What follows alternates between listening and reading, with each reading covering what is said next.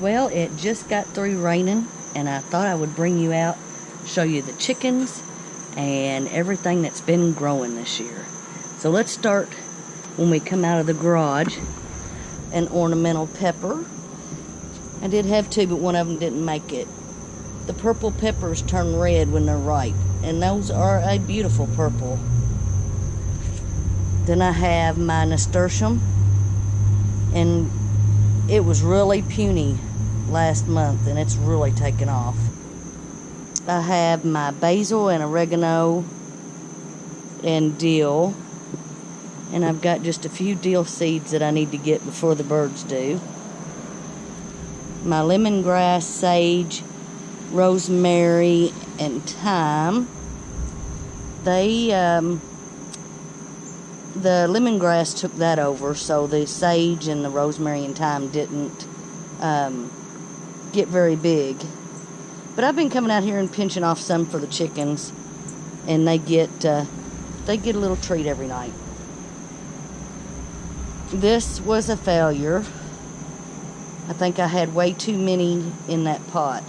They bloomed like crazy, but they never did form a cucumber. So we'll know not to do that next year. And then some cilantro that I planted from seed, and some, I think that's Comfrey. Not Comfrey, chamomile. There's the Comfrey.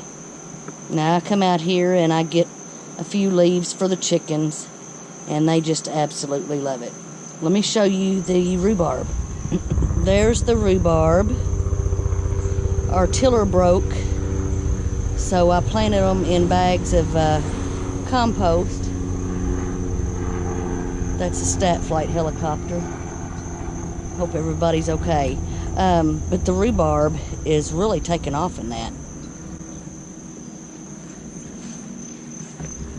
And then I have my Cox Comb. I have a white, yellow, orange, and a purple. They are so pretty. Now those won't stay here. I'll collect some seeds off of them, and something else will be planted there next year. And then my lavender did not make it. And I need to do weeding, so don't judge me. There is a volunteer tomato coming up in my bee balm. And there's my echinacea. I was able to save a few seeds off of one of the flowers just a few minutes ago. The blackberries, I had a lot, but they just kind of dried up on the vine before I was able to get very many of them. So they didn't do too well this year. They just turned into like raisins overnight, or whatever you call a raspberry. And then here's my jungle. This is the jungle. I started picking the suckers off the tomato plants, and then it got so hot and muggy that you couldn't even hardly get out here. You looked like you had been caught in a rainstorm after being out here for 5 minutes. So the tomatoes went a little wild, but, well, let me tell you about the garden, then I'll go around to the tomatoes. These are my peppers.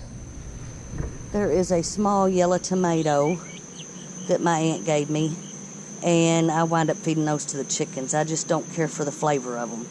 I got to get in here and weed, but there's not near as many weeds as I thought there would be. There's my jalapenos. I've got tons of jalapenos off of them.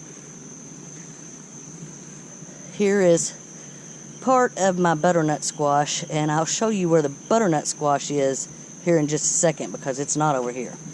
More jalapenos, ancho chilies. I have gotten a bunch off of that, and there's a bunch more to pick. More of my butternut squash vine. My eggplants have been producing like crazy. Look at this huge one back here. So I got to get out here. I've been drying them, been giving them away, but they have been producing like crazy. Here's my Tabasco pepper. So I've gotten a few red ones off of them, but they're not quite ripe yet. They're going crazy. My butternut squash, I have 2 of them. One here and one right there. They have taken the garden over. I was hoping to have the fence done and maybe train them up on the fence, but that didn't happen. My 2 crookneck squash were right here and they just died. I think I got 3 off of them. I don't know if something stung them or what, but I didn't get very many off of them. This black cherry tomato, I came out here and picked on them yesterday, and I've got a whole bunch more that are ripe. But since it rained, they're probably going to split.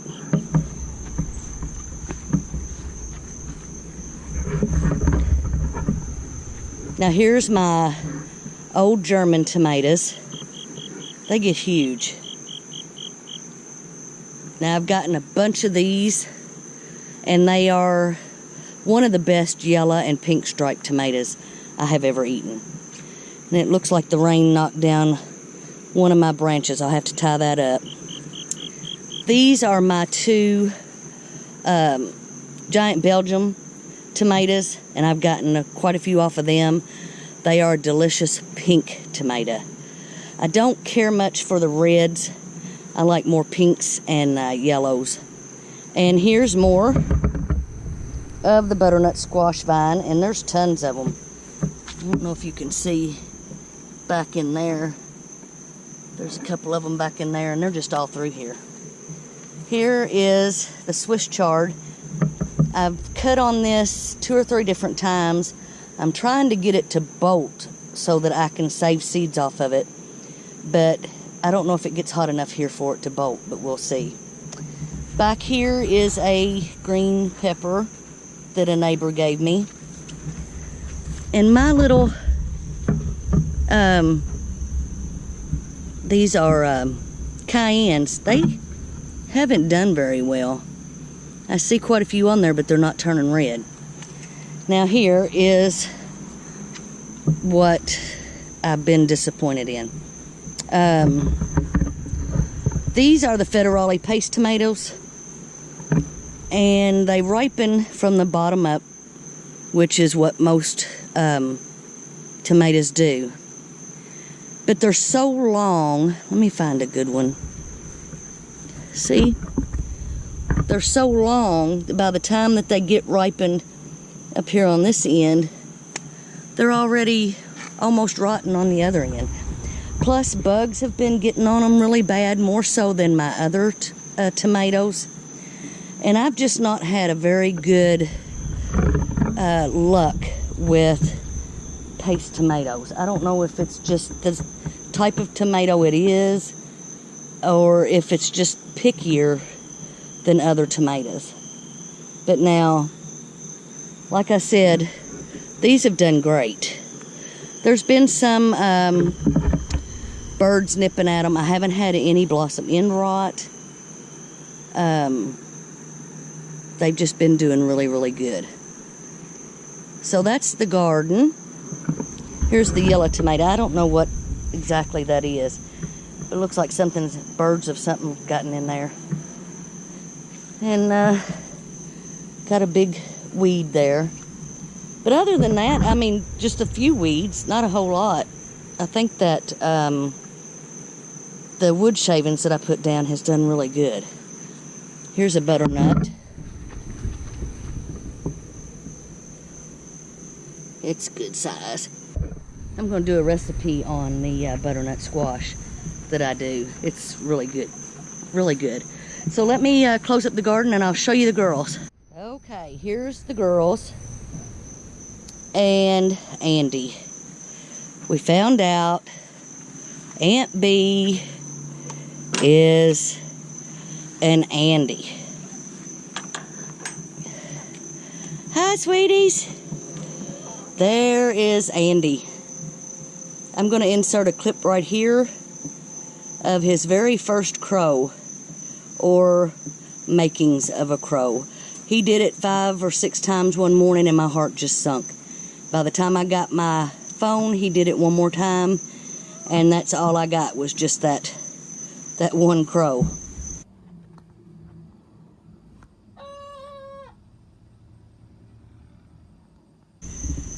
So they are doing great. We move this thing every other day.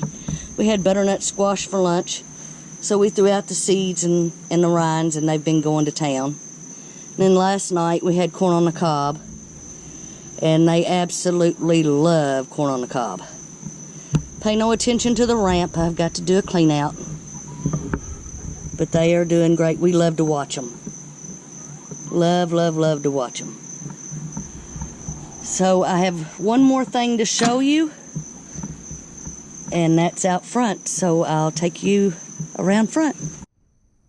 I forgot to show you my marigolds and our pawpaw trees.